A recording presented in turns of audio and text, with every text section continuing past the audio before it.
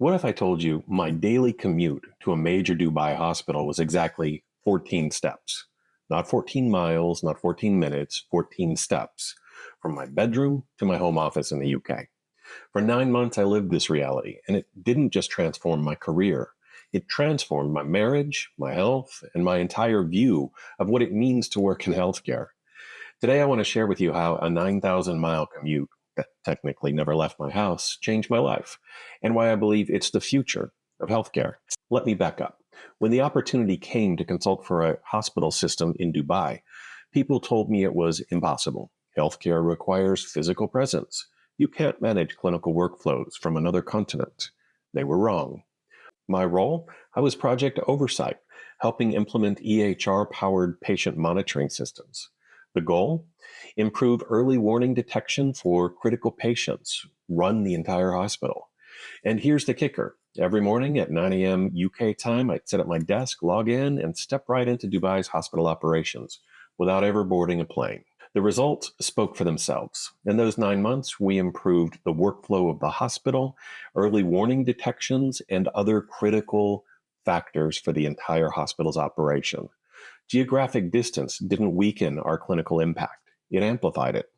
But here's the part nobody warned me about. This wasn't just about professional success, it was about personal transformation. After just a month, my wife looked up at me one evening and said, "You're actually home." Not home more often, actually home. And that hit me hard. Because before, even when I was physically present, I was mentally still in the hospital, replaying cases, drowning in stress, exhausted. Remote work didn't just change how I delivered care, it changed how I showed up as a husband, a partner, as a human being. Here's what geographic freedom gave me: energy conservation.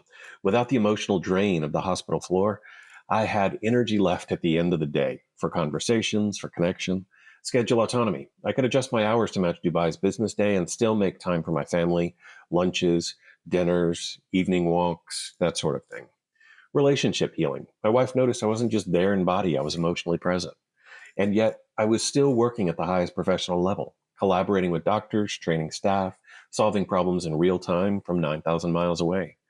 If anything, the distance made me more intentional, more communicative, and more effective. This is the paradox of geographical freedom. You can give more to your career while taking back more of your life. Now, I'm not saying every nurse, doctor, or consultant can go fully remote tomorrow, but here's what I learned. There are skills every healthcare professional can build to unlock these opportunities. Digital communication mastery, explaining complex ideas clearly over video or chat. Systems thinking, seeing how workflows connect across departments, across the whole organization. Cultural competency, collaborating across time zones and backgrounds.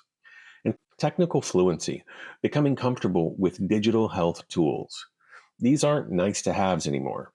They're the keys to building healthcare careers without borders. So here's my question to you. If geography wasn't a barrier, what would your ideal healthcare setup look like?